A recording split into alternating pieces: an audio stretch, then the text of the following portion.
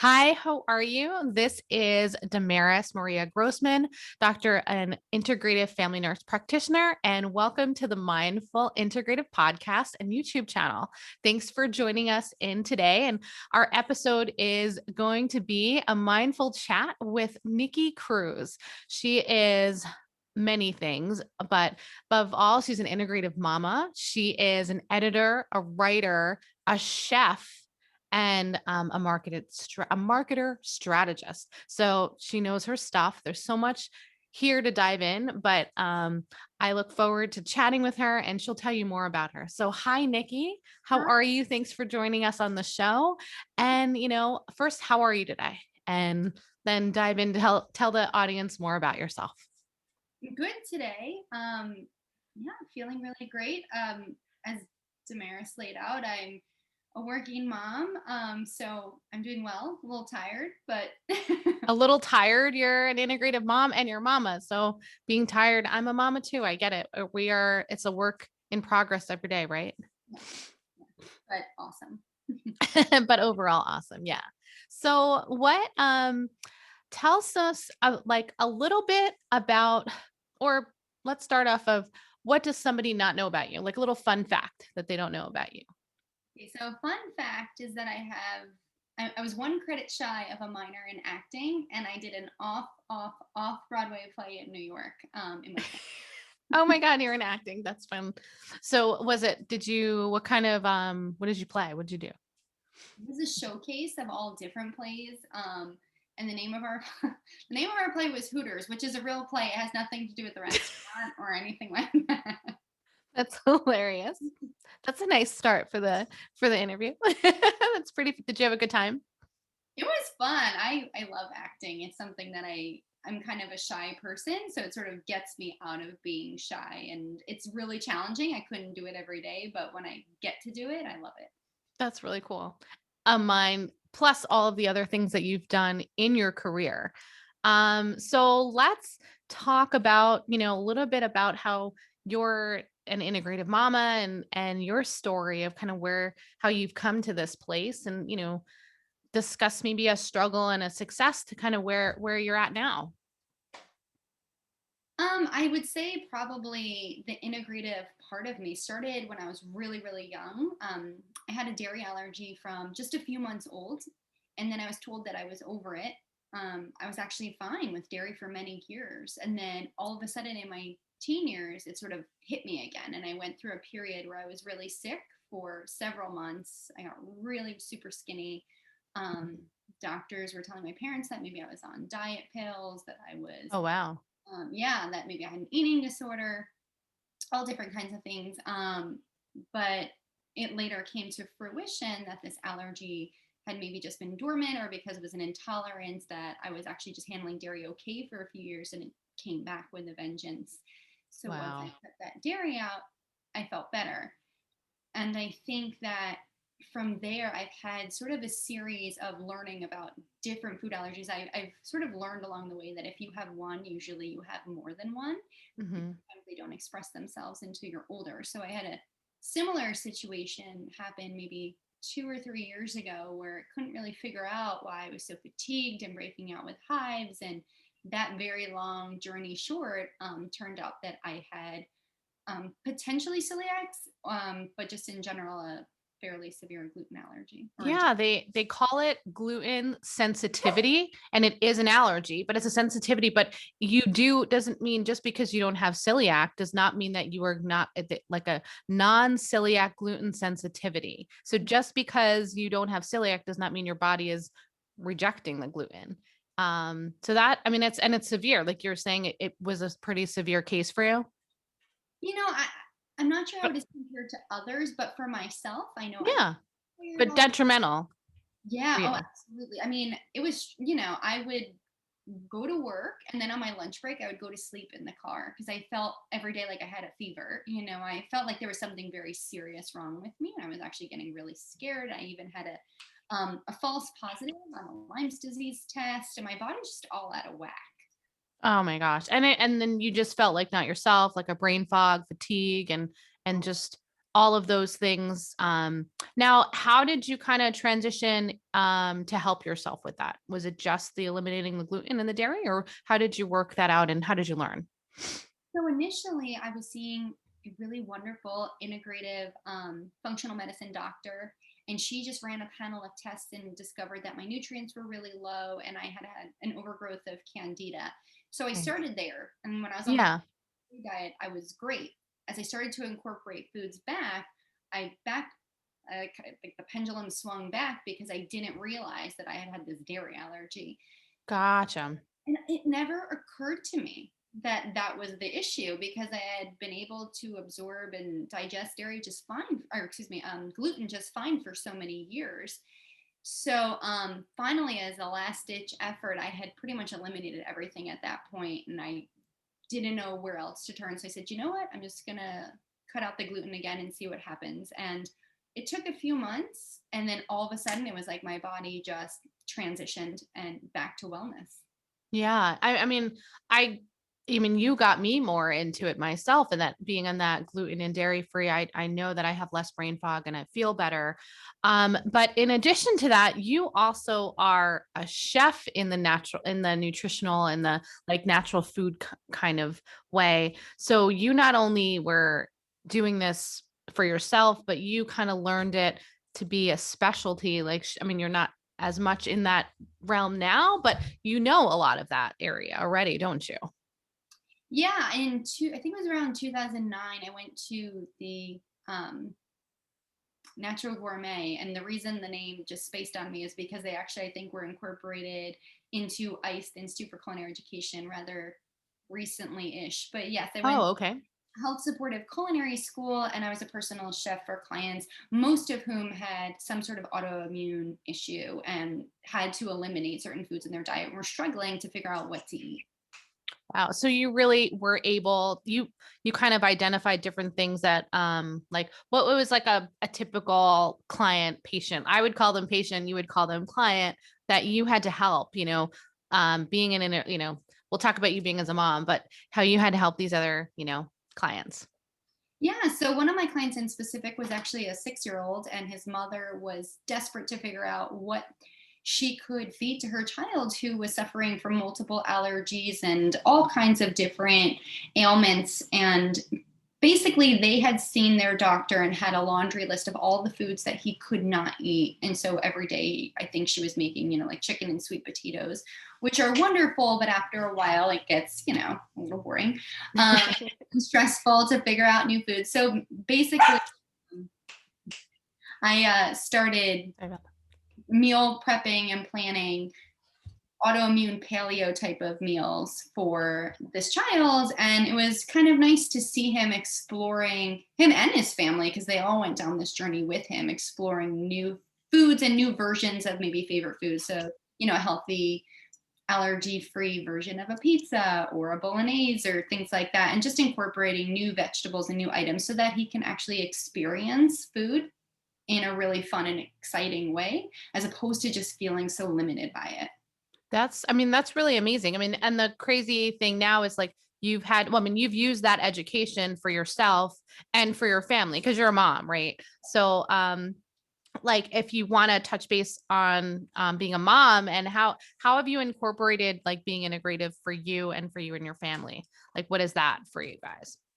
Yeah, well, interestingly enough, when my son was born, I had always worried that he would have an allergy because I did. And when I started switching him to formula, at first he took it really well. And I thought, oh, well, this is great. He didn't inherit my dairy allergy. Um, Flash forward maybe a few months, it took a little bit for the intolerance to kick in. He kind of, and you actually were the first one who came up and helped me. He seemed like he had a cold and he was just constantly congested and spitting up. And Mhm. very long story short, it turned out that he too had a dairy allergy. So I think having this We education, share that together now. My exactly. son too now. I swear we're and so being that you know that he's had this dairy allergy, what have you implemented in your family and for him? Or is it now that you guys as a whole, what do you guys do? Just a couple tips that for our listeners. Well, for first and foremost, if anyone does have a child with a dairy allergy and they need to figure out a formula, we use a pea protein that was recommended by our integrative pediatrician. And so Who's that, amazing, Dr. Rosen. He's going to be on our show soon, so the listeners will get to listen to him soon. I'm sure that'll be wonderful because he is so knowledgeable. So that was a big deal because finding, I think, formula is really challenging. If you're trying to take, you read labels and you can kind of go down that rabbit hole, it can be really challenging to figure out where to turn. So I think that was something I was really blessed with, to have a doctor who can direct us there. And then other than that, I think that, we do vitamins as well that we incorporate into the bottle, D, fish oil, and probiotics. Mm-hmm. And then as a family, I think we predominantly eat, I hate to label because I know everyone kind of interprets different diets a little differently, but sort of paleo-esque, meat, lots of vegetables. I'm a big believer in the Michael Pollan theory of, is it eat real food, not too much, mostly plants. Love it. Love it. I mean, and it makes sense. I mean, the more simpler whole foods that you're eating makes more sense. I mean, it naturally is gluten free by doing that. You know what I mean? And naturally is like dairy free by being like that. And I try to explain that to some of my listeners, or just in general people, that you start eating, like you said, more plants and whole, you're not having all that extra crap. Shall we say. Have you noticed for your son, he's been able, his behavior is better from it, changed? Because I know that for me on my end, it was a dramatic difference. Yeah, it was. I mean, he went from being really congested, and we just thought it was, just general baby reflux, which maybe part of it was. Mhm. But just the constant sort of level of, excuse me, but spit up, was Yeah. pretty startling. And so to kind of see that all dissipate and the congestion was gone, and and it makes sense, right? Dairy can be very mucus forming, and so to see Yeah. Yeah. up, and yeah, and then just him take to food really well and take to the formula really well, and eventually incorporating that with some light sleep training, he was sleeping better. So I think that all things combined, he really benefited from that particular switch, and just from getting off something that was bothering him. Yeah, no, that's a great point. When you kind of transition, well, obviously your entire family is very holistic mindset on what you put in your body. And I think that's so important. I think telling other moms out there that it's possible. I think they need to know that, like, can you be a mom and work and prepare healthy meals for your kid and your family? Is it possible to be mindful of that, even if it's not a simple, you don't have to be like, do you have any little tidbits? I try to prep a little bit. I'm not amazing at it, but Yeah, I think first and foremost, having really great tools in your kitchen, for example, an Instapot, because you can throw a oh, whole Instapot. Right, right. bunch of veggies, potatoes, and that'll be done in 20 minutes. So that's been a lifesaver for me, because if I don't cook till the end of the day, I don't have several hours for the oven to do its job. Mhm. So I think that's one really positive tip, is to, if you can, get an Instapot or something that, or even a crock pot, if you can put your food in the morning and then have it by the end of the day, something that just sort of takes a lot of the babysitting out of it. Like, you don't have time to sit there and stir and to wait for Yeah, the timer. You can just set it and forget it. I would say that is the biggest help for me. And I would yeah. say, secondly, sometimes you do just have to order. You forgot to defrost something, you're running late. And I think knowing how to order properly from a menu so that you're not just kind of turning to things that aren't going to make you feel well is also really important too. You're So, mindful about everything that you put in your body. So even when you're ordering on that online or wherever your restaurant, you're realizing I have to make the better choice. That, I mean, it doesn't always have to be 100% healthy, but you're making a better choice for your stomach so that you're not having these inflammatory responses, correct? right. So even if, ideally I'd love to cook, but it didn't happen today. A big go-to right now, my son is about 10 months old, and I've been getting him chicken salad. So a garden salad where there's tomatoes, cucumbers, things that he has a couple of teeth, so things that I can put into really bite-sized pieces, and Mhm.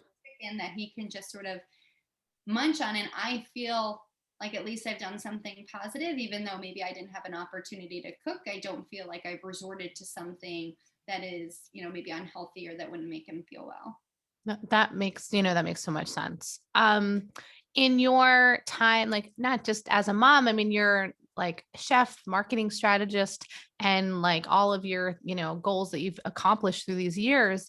Um, has there been like a success or a struggle that you felt? I mean, I think your dietary reasons seem like a major one, or something that has inspired you to, make sure that you keep this path. Oh, Yeah, I think that ultimately this recent bout about 2 years ago with gluten really changed me, because even though I'd always known the real healing power of food and eating well, I was really at a bad place with my health and it was starting to really scare me. And so eating better food and sort of recovering from that was enough for me to really want to sort of stay on this path. For me, when I personally look at something that's filled with gluten, a lot of people ask, like, are you tempted? Do you miss bagels? And honestly, I can say, for one, there's enough replacement foods out there that are gluten free.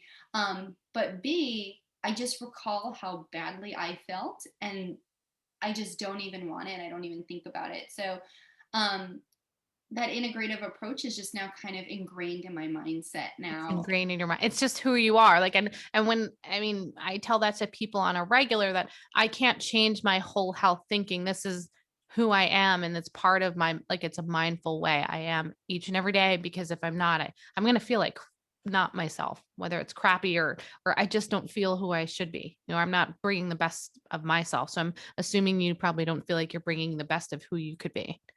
Yeah, I mean, I know personally that if I started eating gluten again, I'd be down for the count. And so it's just not a place obviously you want to be. There's no food to me right now that's worth that experience. That makes a lot of sense. And is there something that you would like to share with our audience? Obviously, you've been mindful with your food, but I also know that you've kind of followed the path in yoga and been a teacher on that realm. Do you, when you have time, find your mindful moments with that? If you were a yoga teacher also. Mhm.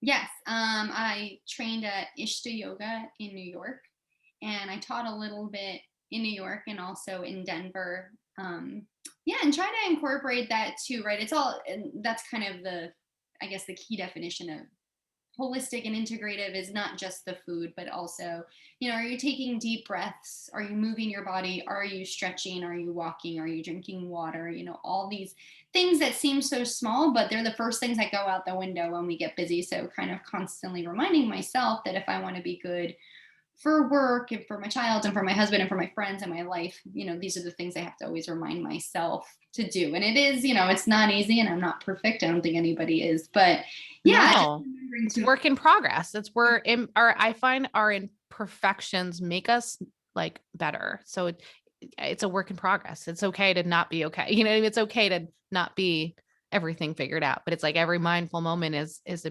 important. It's like be present now. This is what I got to do today. Okay. And sometimes it's a minute, right? Like, oh, this Yeah, minute. All right, this next 20 minutes. All right. minute by minute, right? Or half an hour by half an hour. Yeah, exactly. So, I mean, I really appreciate you chatting with us today on the show. And do you have an inspiring quote or anyone that you like resonate with that when you're going to kind of reach to, or a book or something that kind of helps inspire you? Yeah, I think this quote is from Horton Hears a Who. I'm not sure, but I absolutely love it. And it's, yesterday is history, tomorrow is a mystery, today is a gift. That's why they call it the present. Oh, I love it. Oh, that's beautiful. Perfect. You got to hear that again. And we'll have to put that in the show notes just in case other people ask. I really appreciate you coming on the show. And what else can we share about you, or how people can get a hold of you, marketing strategist, entrepreneur, woman of all, many of things that you do are just amazing. So how can we get a hold of you, and what else can you share with us today?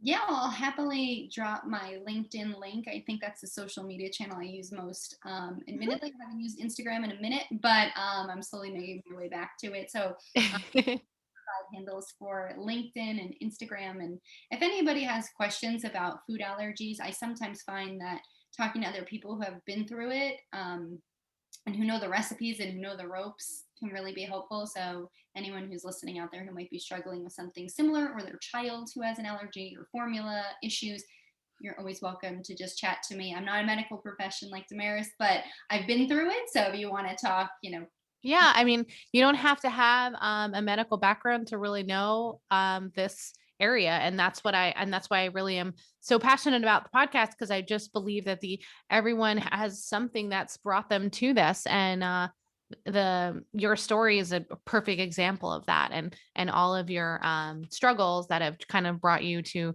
getting healthier for you and your family. So I really appreciate you being on the show. Thanks for being here.